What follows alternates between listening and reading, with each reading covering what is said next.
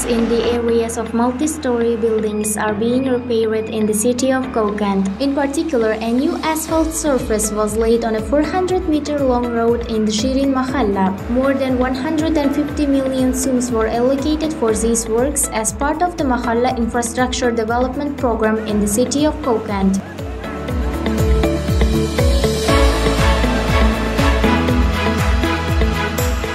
According to the President's decision, within the framework of the program, internal street repair works are being carried out in 12 mahallas of the city of Kokand.